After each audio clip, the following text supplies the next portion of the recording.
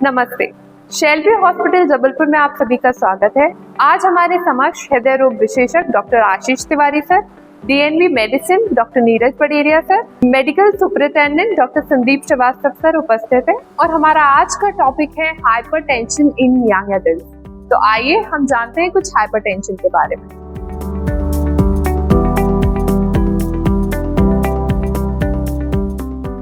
सबसे पहले मैं स्वागत करना चाहूँगा शेल्बी अस्पताल के दो वरिष्ठ फिजिशियन के, एक हैं डॉक्टर नीरज बड़लिया और दूसरे हैं डॉक्टर आशीष तिवारी।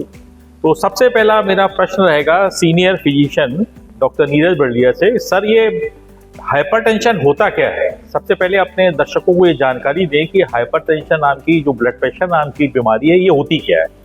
हाइपरटेंशन, जिसे हम हिंदी में रक्तचाप के नाम से भी जानते हैं, यदि किसी व्यक्ति का ब्लड प्रेशर 130/80 से ज़्यादा है तो उसे हम हाइपरटेंशन या ब्लड प्रेशर या रक्तचाप कहते हैं।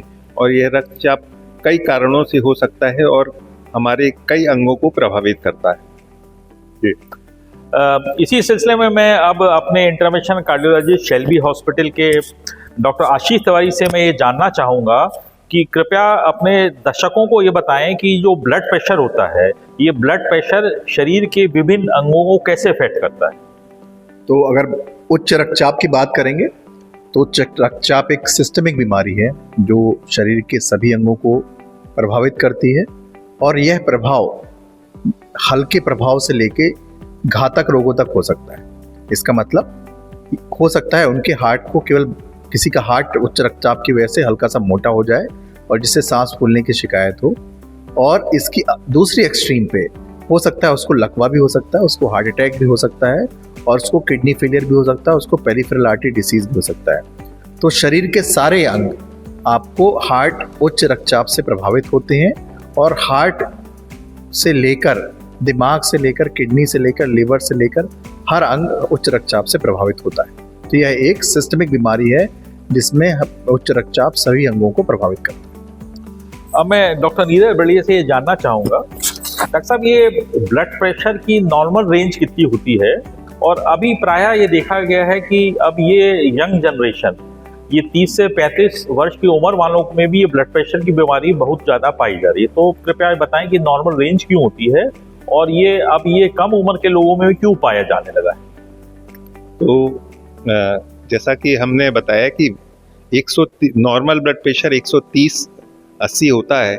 यदि ब्लड प्रेशर 140/90 से ज़्यादा है तो हमको उसके लिए इंटरवेंशन, उसके लिए निदान के लिए उसको उसके कारणों को जानना चाहिए और उसको कारणों का निदान करना चाहिए। इसके अलावा उसको मैनेज करना ही हमको कॉम्प्लिकेशन से, उसके दुष्प्रभाव से बचा सकता है।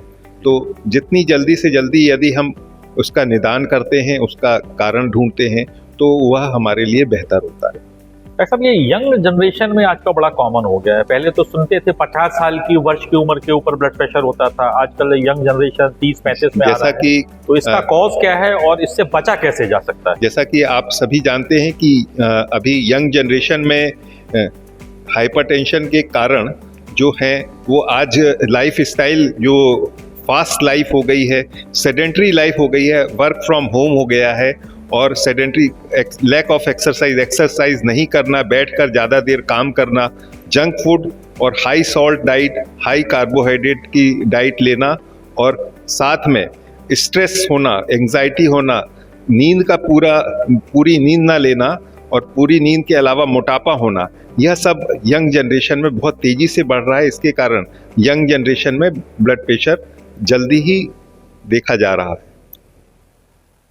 डॉक्टर आशीष तिवारी जी, आप ये बताएंगे कि ब्लड प्रेशर की डायग्नोसिस कैसे की जाती है और कुछ इसके रीसेंट डेवलपमेंट इसमें आए हैं, और मान लीजिए किसी को ब्लड प्रेशर हो ही गया है तो फिर उसका उपचार कैसे किया जाता है? उच्च रक्तचाप के लिए डायग्नोसिस के क्राइटेरिया वेल डिफाइंड है, अच्छे से बताए गए हैं, लेकिन ये ध्यान रखें अगर आपका ब्लड प्रेशर एक बार बढ़ा हुआ आता है, 140/90 के आसपास आता है या उससे जस्ट ऊपर आता है, तो उसको तुरंत कंफर्म नहीं करें। हाइपरटेंशन को या उच्च रक्तचाप को कंफर्म नहीं करना है। 3 डिफरेंट रीडिंग 3 डिफरेंट टाइम पे आपको लेना है, उसके बाद ही आपका उच्च रक्तचाप कंफर्म होता है। इसके कुछ अपवाद हैं, जैसे कि 170 180 के ऊपर अगर ब्लड प्रेशर जाता है तो फिर ऑब्वियसली आपको दवाइयों की ज़रूरत पड़ती है, लेकिन उच्च रक्तचाप को डिफाइन करना है। साथ में फिजिशियन को या कार्डियोलॉजिस्ट को यह भी तय करना है कि यह उच्च रक्तचाप कहीं ऑफिस ब्लड प्रेशर या अस्पताल में आने पे बढ़ा हुआ ब्लड प्रेशर तो नहीं है, जो कि भारत में बहुत कॉमन है। क्यों? अधिकांश व्यक्ति जो है कुछ गरीब तबके के लोग या मीडियम क्लास के लोग, कभी हॉस्पिटल में आना उनका दूभर होता है, रेयरली आते हैं। हॉस्पिटल में आने पर उनकी एंजाइटी बढ़ जाती है। जैसे बड़े कॉर्पोरेट हॉस्पिटल में या इस हॉस्पिटल में हो सकता है उनका पहला विजिट हो, और जब वही ब्लड प्रेशर आप घर पे देखें तो ब्लड प्रेशर नॉर्मल है। तो इसको कंफर्म करने के लिए आप उसको होम ब्लड प्रेशर मॉनिटरिंग बोल सकते हैं, घर पे बीपी नाप सकते हैं। और एम्बुलेटरी ब्लड प्रेशर मॉनिटरिंग, जैसे आपने बोला कुछ लेटेस्ट क्या है, तो एम्बुलेटरी ब्लड प्रेशर मॉनिटरिंग मान रख सकते हैं, जिसमें एक छोटी सी मशीन आपके लगा दी जाती है और वो 15 से 20 रीडिंग अगले 24 घंटे में लेकर आपको बताती है कि क्या सही ब्लड प्रेशर सर यहाँ पे कितना था, घर पे कितना था, तो क्या डॉक्टर साहब ये मशीन अपने शेल्बी अस्पताल में मौजूद है, एम्बुलेटरी ब्लड प्रेशर मॉनिटरिंग की? जी बिल्कुल, हमारे शेल्बी अस्पताल में 3 एम्बुलेटरी ब्लड प्रेशर मशीन मौजूद है। ये एक पेशेंट को हमने आज ही ब्लड प्रेशर लगाया है और उसके बहुत अच्छे रिजल्ट हैं। कई बार ऐसा व्यक्ति जिसको हमको लगता है कि ऑफिस ब्लड प्रेशर है, वो घर पे ब्लड प्रेशर बिल्कुल नॉर्मल आता है और वो इसके उलट ऐसे व्यक्ति जिनका ब्लड प्रेशर हॉस्पिटल में 140 के आसपास है और हमको लगता है कि ऑफिस ब्लड प्रेशर ना हो, गलत बढ़ा हुआ ब्लड प्रेशर ना हो, कई बार रात में ब्लड प्रेशर 170 तक जाता है जी। तो हमको दोनों तरीके से फायदा होता है एम्बुलेटरी ब्लड प्रेशर मॉनिटरिंग का। तो सही इसके अलावा हम लिंक में हम शेयर करेंगे इस टॉक के, जिसमें सही तरीके से ब्लड प्रेशर कैसे माना जाता है ये सब बताएंगे। ये तो बड़ा अच्छा है मरीजों के लिए कि उनको अननेसेसरी या दवा नहीं है तो चालू हो जाए, तो इससे अच्छा है कि 24 घंटे की अपन ये मॉनिटरिंग कर लें। यदि उसमें भी लगातार ब्लड प्रेशर बढ़ा है तभी दवाई चालू करें, तो इससे ये मरीज लोग बच सकते हैं कि अननेसेसरी दवा उनको 1-2 रीडिंग से ही चालू हो जाती है, तो इससे मरीज इससे बचा जा सकता है। बिल्कुल बिल्कुल। तो डॉक्टर बर्लिया से मैं जानना चाहूँगा कि life style modification, young generation या बाकी लोग क्या लाइफ स्टाइल मॉडिफिकेशन करें कि जो ब्लड प्रेशर की बीमारी पहले तो उनको ना हो या हो गई है तो किसी तरह से वो ब्लड प्रेशर कंट्रोल हो जाए। तो लाइफ स्टाइल मॉडिफिकेशन, खान पान में क्या प्रिकॉशन लेना चाहिए, इस पर कृपया प्रकाश डालें। देखिए, जैसा कि हम सभी जानते हैं कि ब्लड प्रेशर का कारण आज लाइफ स्टाइल में चेंजेस की वजह से काफ़ी ज़्यादा बढ़ रहा है। इसका प्रेवलेंस ज़्यादा बढ़ गया है। इसका कारण लाइफ स्टाइल में चेंजेस आना है। जैसे मैंने पहले बताया कि हाई कार्बोहाइड्रेट डाइट और हाई सॉल्ट डाइट जो जंक फूड में रहता है उसकी वजह से ब्लड प्रेशर बढ़ जाता है। तो हम यदि सोडियम जो मेडिटेरियन डाइट है उसको लें, मेडिटेरियन या डैश डाइट लें, जिसमें लो सॉल्ट लो सोडियम डाइट रहती है और हाई पोटेशियम डाइट रहती है। इसके अलावा हमको फ्रेश फ्रूट्स और फ्रेश वेजिटेबल्स लेने चाहिए, और साथ में लो फैट डाइट लेना चाहिए। और इसके अलावा पॉलीफिनॉल्स जैसे बादाम, अखरोट, ये पिस्ता, इसके सेवन हमको नियमित रूप से खाने के पूर्व करना चाहिए। और खाने पीने में भी मीठे का और शुगर का परहेज करना, हमको अपने लो कार्बोहाइड्रेट डाइट लेना चाहिए और अपने वज़न को नियंत्रित करना चाहिए। वज़न को नियंत्रित करने के लिए हमको प्रतिदिन व्यायाम करना चाहिए। प्रतिदिन 30 से 40 मिनट एक्सरसाइज करें और अपने वज़न को कंट्रोल करें। साथ में अच्छी भरपूर 6 से 8 घंटे की प्रतिदिन नींद लें, और इसके वज़न कंट्रोल करने से जो स्लीप एपनिया होता है उससे भी हम बचे रहेंगे, और इससे होने वाली नींद की कमी से होने वाली तमाम बीमारियों से बच सकते हैं। इसके अलावा व्यायाम से हमारा इंसुलिन सेंसिटिविटी बढ़ती है और हम बेहतर फील कर पाते हैं। और लाइफ स्टाइल में चेंजेस के लिए हम जो फिज़िकल स्ट्रेस के अलावा हम अपने आप को मेंटल स्ट्रेस से बचाने के लिए मेडिटेशन और योगा का भी हम उपयोग कर सकते हैं, और इससे हम काम कूल रह सकते हैं और एंग्जाइटी से बच सकते हैं। डॉक्टर आशीष तिवारी, आप क्योंकि कार्डियक स्पेशलिस्ट हैं, तो मैं ये जानना चाहूँगा कि ब्लड प्रेशर हार्ट को कैसे अफेक्ट करता है, और इसी साथ जुड़ा प्रश्न है, क्या ब्लड प्रेशर की दवा कभी बंद भी हो सकती है कि एक बार व्यक्ति को ब्लड प्रेशर डायग्नोस हो गया तो जीवन भर उसको ब्लड प्रेशर की दवा लेनी पड़ती है? तो जो आज का हमारा टॉपिक है हाइपरटेंशन इन यंग, ये सवाल उससे बहुत रिलेवेंट है। तो हार्ट को जैसे जैसे ब्लड प्रेशर बढ़ता है हार्ट को उतने ही अमाउंट ऑफ ब्लड पंप करने के लिए, हार्ट की फंक्शन क्या है, शरीर को रक्त पहुंचाना, ये प्राइमरी काम है। तो उसी अमाउंट को करने के लिए उसको ज़्यादा जोर लगाना पड़ता है। ज़्यादा जोर लगाना पड़ता है तो हार्ट का मसल की हाइपरट्रॉफी होती है। जैसे आप जिम में करते हैं, जिम में आप जैसे डंबल उठाते हैं तो आपके मसल की हाइपरट्रॉफी होती है, ऐसे ही हार्ट मोटा हो जाता है लंबे समय में। तो जिम में से तो मसल बन जाती है, लेकिन जब हार्ट की मसल मोटी होती है तो वह स्टिफ भी होती है, खराब भी होती है। तो इसकी वजह से लंबे समय में मरीज को सांस फूलने की समस्या हो सकती है, और ये बहुत बड़ा कारण है heart failure with preserved infection. मतलब ऐसे मरीज जिनको सांस फूलने की समस्या तो है हार्ट की वजह से, लेकिन वो हार्ट की पंपिंग उनकी नॉर्मल है। तो इसी हार्ट फेलियर प्रिजर्व्ड इन्फेक्शन का एक बहुत कॉमन कारण है, और इसको अगर समय रहते प्रिवेंट कर लिया गया या बचा लिया गया या बीपी का कंट्रोल कर लिया गया तो ये इसको प्रिवेंट कर सकती है। इसके अलावा अत्यधिक ब्लड प्रेशर बढ़ने पे, जैसे 200, 250, 250 के बढ़ने पे कई बार एओर्टिक डिसेक्शन, हार्ट अटैक और नसों का फटना, ये सब बहुत होता है, और ये बहुत जानलेवा भी हो सकता है। ये बिल्कुल ठीक बात है। डॉक्टर, ये ब्लड प्रेशर के मरीज को सिम्टम क्या आते हैं? तो कि यह ऐसा भी होता है कि आदमी को ब्लड प्रेशर है और कोई सिम्टम नहीं आ रहे हैं, तो क्या नियमित रूप से एक उम्र आप बता सकते हैं जिसके बाद नियमित ब्लड प्रेशर आदमी को चेक कराना चाहिए? तो इसके लिए कोई रेगुलेटरी गाइडलाइन नहीं है, लेकिन ऐसा बोला गया है कि बच्चों में भी आजकल साल भर में एक बार ब्लड प्रेशर चेक होना चाहिए। पीडियाट्रिक्स तक में, इसका मतलब है एडल्ट में तो रेगुलर ब्लड प्रेशर चेक होना ही चाहिए। वो 2 महीने हो सकता है, 3 महीने हो सकता है, 6 महीने हो सकता है। यहाँ आते हैं आपके दूसरे क्वेश्चन पे। पहला कि क्या ऐसे मरीजों की बीपी की दवाइयाँ बंद हो सकती हैं? तो मेरा बिल्कुल एक्सपीरियंस है और हमारा डेटा भी ये बोलता है कि 20 से 30% मरीजों में ब्लड प्रेशर की दवाइयाँ पूरी तरीके से बंद हो सकती हैं। यह मरीज वो ज़्यादा होते हैं जो यंग होते हैं। जैसे डॉक्टर बड़ेरिया ने भी आपको बताया कि अगर इन कारणों को हटा दिया जाए, ओबेसिटी को हटा दिया जाए, जो एक्टिव नहीं है, एक सेडेंटरी लाइफस्टाइल कर रहे हैं, ऐसे व्यक्ति, ऐसा माना जाता है जैसे ही आप वेट कम करते हैं तो अपना 1 से 2 किलो वेट कम करने में 1 से 2 किलोमीटर ब्लड प्रेशर धीरे धीरे कम होने लगता है। तो ये 20 से 30% मरीजों में बीपी की दवाई पूरी तरीके से बंद की जा सकती है अगर वो है। ऑब्वियसली 70% मरीजों में नहीं किया जा सकता है, लेकिन उनका भी ये है कि उनकी दवाइयाँ कम जरूर हो सकती हैं। तो हो सकता है बीपी की दवाई 3 बार खा रहे हो तो 1 बार खाना पड़े आपको। तो हर एज में ये किया जा सकता है, बिल्कुल। तो रेगुलर व्यायाम से और खान पान में से, एक्सरसाइज से, योगा से ब्लड प्रेशर की दवा कम की जा सकती है, और बहुत कोशिश यदि वजन कम कर लिया तो ये दवा बंद भी हो सकती है। बिल्कुल। तो इसी सिलसिले में डॉक्टर बड़ेलिया से मैं जानना चाहूँगा कि ये ब्लड प्रेशर कोई आनुवांशिक जेनेटिकली लिंक्ड है कि जैसे आपके माता पिता को ब्लड प्रेशर है तो बच्चों को भी होगा, ऐसा ये देखा गया है कि किसी को भी ब्लड प्रेशर हो सकता है?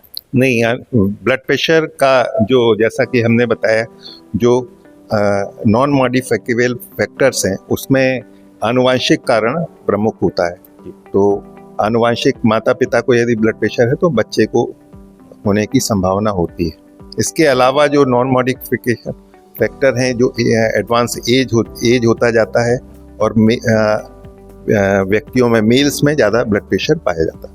तो डॉक्टर साहब, आप लोग, डॉक्टर तिवारी और डॉक्टर बड़ेरिया को मैं बहुत बहुत धन्यवाद देता हूं कि आपने आज ब्लड प्रेशर और विशेषकर यंग जनरेशन जो 30-35 साल की उम्र के लोग हैं उसमें ब्लड प्रेशर की बीमारियां क्यों होती हैं, उससे कैसे बचा जा सकता है। तो आखिरी में एक्सपर्ट कमेंट 1-1 मिनट का मैं डॉक्टर आशीष तिवारी से चाहूँगा, सब चीज़ को बताने के लिए, समराइज करने के लिए आप एक्सपर्ट कमेंट अपने बताइए ब्लड प्रेशर के। डॉक्टर आशीष तिवारी। तो यंग लोगों में हाइपरटेंशन के कारणों का जानना जरूरी है। उसकी लिस्ट हालांकि हम लोगों ने मेंशन नहीं किया, लेकिन कुछ कारण ऐसे हैं जिनमें आपको अगर ब्लड प्रेशर है और वो कारण है तो ठीक हो सकते हैं। जैसे कि रीनल आर्टरी स्टेनोसिस, किडनी की आर्टरी में अगर स्टेनोसिस है, कोआक्टेशन, हार्ट की नसें से जो निकलने वाला उसमें ब्लॉकेज है, या और कोई मॉडिफाइड का जैसे कुशिंग-वाइट सिंड्रोम। तो यंग लोगों में हाइपरटेंशन को सबसे पहले ये ध्यान रखें कि कोई ऐसा कारण तो नहीं जिसको ठीक किया जा सकता है। अगर वह ठीक है तो आपको ब्लड प्रेशर की दवाई खानी है, और मॉडिफाइबल रिस्क फैक्टर जो डॉक्टर ने बोला है उसको ठीक करना है। नॉन मॉडिफाइबल रिस्क को तो हम नहीं कर सकते, लेकिन ठीक करना है और अपनी दवाइयाँ ठीक से खानी। ये बात बताना बहुत ज़रूरी है कि इस बात से बहुत कम फर्क पड़ता है अगले 5 साल में कि आपका बीपी दवाई के साथ कंट्रोल है या बिना भी दवाई के साथ कंट्रोल है। इससे कोई फर्क नहीं पड़ता। बीपी कंट्रोल होना जरूरी है, इसलिए बिल्कुल मत घबराएं कि आपको बीपी की दवाई चल रही है या नहीं चल रही है। बीपी कंट्रोल होना चाहिए। बीपी की दवाई आपको आदत नहीं डालती है, इसलिए ऐसा कोई मत सोचें कि हम बीपी की दवाई खाएंगे तो आदत पड़ जाएगी।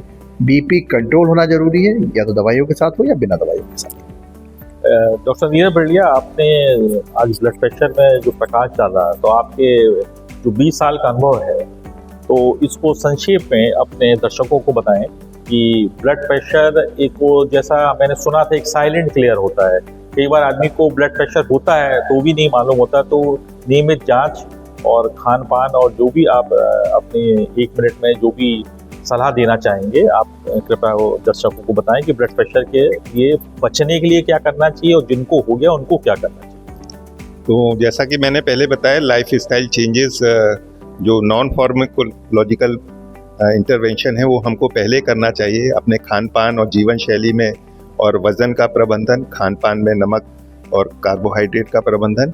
इसके अलावा नियमित अपने ब्लड प्रेशर की जांच कराना है, ब्लड प्रेशर रेगुलेट करके रखना है, जिससे हम कॉम्प्लिकेशन से, जैसा कि साइलेंट किलर है, इसकी वजह से ये रेटिनल हेमरेज हो सकता है, स्ट्रोक हो सकता है, लकवा लग सकता है, किडनी को अफेक्ट कर सकता है। इसके अलावा हार्ट में भी हार्ट फेलर हो सकता है, हार्ट अटैक हो सकता है, मायोकार्डियल इन्फार्क्शन या दूसरे कॉम्प्लिकेशन हो सकते हैं। किडनी में भी प्रॉब्लम हो सकता है, क्रॉनिक किडनी डिजीज़ हो सकता है। इसके अलावा अन्य पेरिफेरल वेस्कुलर डिजीज़, पैर की नसों को भी अफेक्ट करता है। तो जैसा कि मैंने बताया, इसके लिए हमको ब्लड प्रेशर से बचाव के लिए इसके कारण जो मॉडिफिकेबल कॉजेज़ हैं, जैसे स्मोकिंग है, एल्कोहल है, और इसके अलावा खान पान में सुधार करना, यह मुख्य कारण है। और इसके जो मॉडिफिकेबल फैक्टर हैं, जैसा कि डॉक्टर आशीष तिवारी ने बताया कि रीनल आर्टरी स्टेनोसिस और अदर कॉजेज़ हैं, उनके लिए सेकेंडरी जो कॉजेज़ हैं, क्रॉनिक किडनी डिजीज़, फियोक्रोमोसाइटोमा, इसके लिए नियमित जांच, नियमित डायग्नोसिस जरूरी है, जिससे हम ब्लड प्रेशर के कॉम्प्लिकेशन से बच सकें। एक आखिरी प्रश्न डॉक्टर बड़लिया से, कि जैसे कि आज अपन यंग जनरेशन में ब्लड प्रेशर की बात कर रहे हैं, तो ये जो यंग चाइल्ड बेयरिंग एज में जो मदर रहती है प्रेगनेंसी में, तो प्रेगनेंसी और ब्लड प्रेशर का कोई संबंध है क्या? जैसा कि हम सभी जानते हैं कि प्रेगनेंसी में यदि ब्लड प्रेशर ज़्यादा होता है तो एक एक्लेम्पसिया होता है, जिसकी वजह से पैर में सूजन आना, मदर के पैर में सूजन आना, उनको झटके, फिट्स आना, और ब्लड प्रेशर का ज़्यादा होने से यूरिन में प्रोटीन जाने की कोशिश, प्रोटीन जाता है, जिसको हम एक्लेम्पसिया के नाम से जानते हैं। और एक्लेम्पसिया में चाइल्ड बेयरिंग जो मदर है, मदर और बच्चे को, दोनों को कॉम्प्लिकेशन होने की संभावना होती है। तो उससे बचने के लिए प्रेगनेंसी के दौरान ब्लड प्रेशर स्ट्रिक्टली कंट्रोल होना चाहिए। बहुत बहुत धन्यवाद डॉक्टर नीरज बड़लिया, डॉक्टर आशीष तिवारी। आप लोगों ने आज ब्लड प्रेशर, हाइपरटेंशन के बारे में विस्तार से दर्शकों को बताया, विशेषकर यंग जनरेशन में ये जो तेजी से फैल रहा है, इसके उपाय, इससे बचने के उपाय है। एक बार बहुत बहुत धन्यवाद।